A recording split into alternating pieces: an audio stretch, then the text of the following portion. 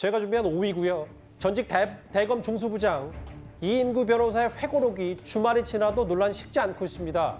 이게 아마 이해 당사자들까지 직접 참전했기 때문일 텐데요. 오늘 노무현 재단까지 공식 입장을 냈습니다. 애통하게 생각합니다. 검찰은 이번 수사 과정에서 법과 원칙에 따라 최선을 다했음을 말씀드립니다.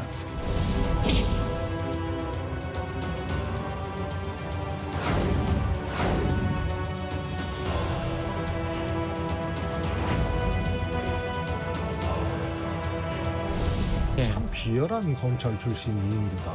이명박 박근혜 정부 때 이렇게 안 했잖아요. 검찰 왕국이 됐거든요. 대통령까지 검찰 출신이니까. 문재인 대통령을 사자를 죽음으로 몰게 된 한 원인으로 이렇게까지 얘기하는 거는 인면수심이 아니고는 불가능한 거죠.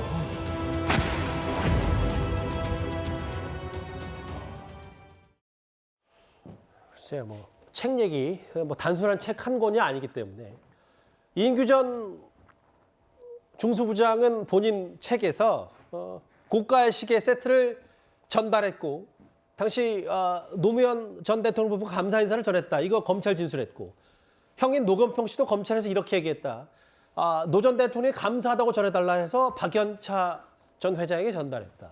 근데 오늘 노무현 재단은 노무현 전 대통령은 검찰 수사 과정에서요 이 고가의 시계 존재를 알고 폐기했다. 일단 사실 여부는 이렇게 양측이 좀 엇갈리고 있습니다.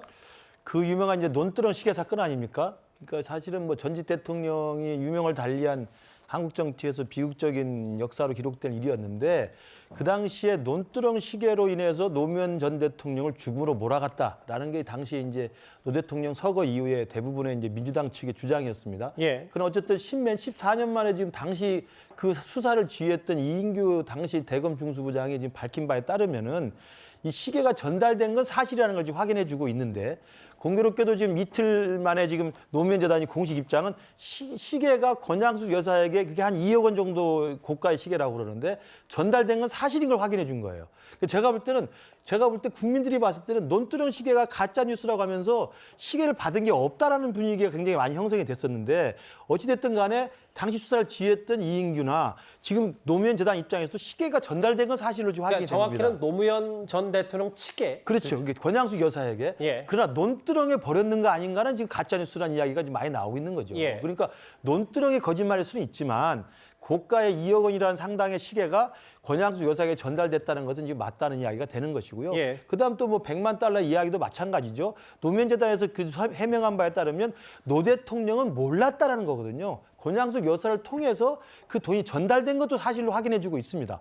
그렇다고 한다면 어찌됐든 간에 노 전 대통령이 저런 그 극단의 선택을 하셔서 서거하시는 바람에 공소권 없음으로 중단이 됐지만 그렇죠. 예. 그 당시 세상을 떠들썩하게 했던 그 비리 사건과 관련해서 어쨌든 대통령 부인께서 2억 원 상당의 고가 시계를 받았고 100만 달러의 자녀의 어떤 미국에서의 주택 구입 자금으로 대통령은 몰랐지만 부인이 받았다는 건 확인이 됐다고 한다면 예. 이건 과거에 노 대통령 서거 이후에 어떤 검찰이 노 대통령을 죽였다고 하는 이런 민주당의 주장과 좀 다른 새로운 사실이 전개된 게 아닌가 저는 그 부분을 일단 좀 출발점으로 해야 된다고 생각합니다. 예, 일단 노무현 재단도 이례적으로 사실관계 입장을 좀 냈어요. 다만 100만 달러든 고가의 시계든 노무현 전 대통령 본인은 모르는 일이다.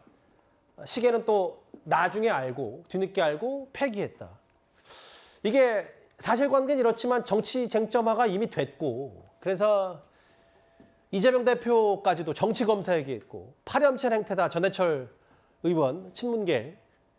근데 저 국민의힘에서는 이게 충격적인 사실을 용기 있게 밝혔다 혹은 이게 불체포 특권 뒤에서 여론을 호도하는 이재명이 할 말은 아니다라고 했는데 이런 정치권의 공방도 있지만 유시민 전 노무현 재단 이사장도 본인 방송에서 이거에 대해서 할 말이 좀 있는 것 같다고 전면에 나선다고 하더라고요. 네, 예고가 돼 있기는 지금 이제 잠시 뒤인 6시 반부터 노무현 재단 네. 유튜브에서 이제 유시민 전 이사장이 이제 입장을 밝히겠다고 하는 건데요.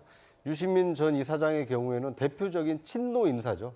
그러니까 2002년 대선 때 개혁당을 창당하면서 이 후보 교체 여론을 무마시키는 데도 일조를 했고 또 노무현 정부가 탄생한 이후에는 정치권에 투신해서 이 보건복지부 장관으로 일하면서 노무현 정부에서 함께 일했던 어떻게 보면 정치적 동지와 같은 인물입니다. 예. 특히나 뭐 친노 또는 친문 진영에서는 이제 빅마우스로 이 자신들의 어떤 그 진영을 대표하는 어떤 논리를 설파하는 인물이기 때문에 아마 그 노무현 전 대통령을 직접 겨냥한 회고록이 나왔기 때문에 이른바 문재인 정부 때 어용 지식인을 자처했던 유시민 전 이사장이 어떠한 얘기로 이제 반박을 할지 좀 주목이 되는 상황입니다. 그런데 이제 지금 이런 이인규 그 변호사의 회고록의 경우에는 자신이 검사 시절에 수사에서 이 파악했던 어떻게 보면 예. 이 참이라고 할 수 있는, 그러니까 진실이라고 할 수 있는 이 수사 내용을 공개를 한 것입니다.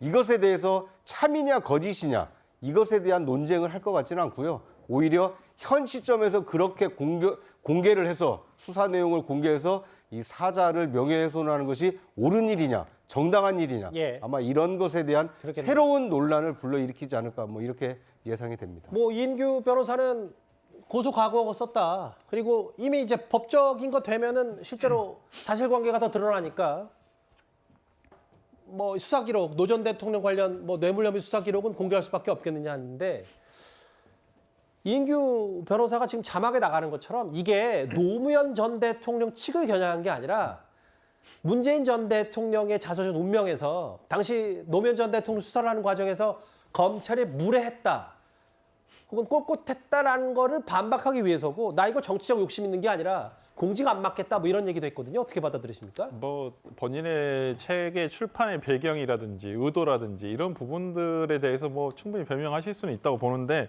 어찌됐든 그 모든 변명이나 의도가 저는 그렇더라도 이것은 해서는 안 될 저는 어찌 보면 인륜을 저버린 짓이다라고 저는 생각이 들어요. 이런 부분에 대해서 돌아가신 분에 대해서 그러면 진실을 밝혀서 그리고 문재인 대통령이 그 당시에 변호인으로서 본인이 판단하기에는 뭐 아무것도 하지 않았다라고는 하지만은 실제 그 아무것도 했는지 안 했는지 그러면 검찰에다가 뭘 물어봤어야 됐는지 이런 부분들은 정말 검사적인 시각으로 저는 책을 쓰셨다고 보고요. 정말 저는 책 제목이 생략돼 있다고 보여요. 나는 대한민국의 비열한 검사였다이죠.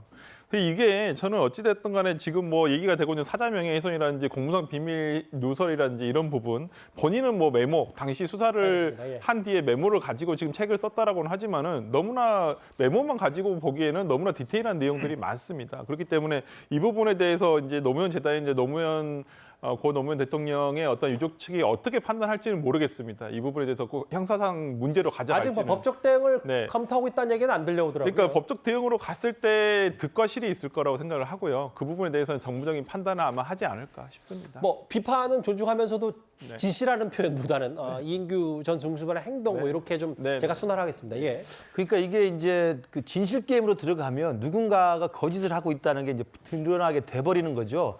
그러니까 이인규 변호사의 이 회고록을 통해 가지고 그 동안에 묻혀졌던 그 노 전 대통령의 그냥 서거로 인해서 묻혀졌던 역사적으로 그냥 감춰졌던 부분들이 사실이 무엇인가를 드러내게 될 계기는 된 겁니다. 그렇기 때문에 아마 노무현 재단 측이나 유족 측에서도 사자 명예훼손이나 이런 것들에 대해서 굉장히 조심스러울 거라고 생각을 해요.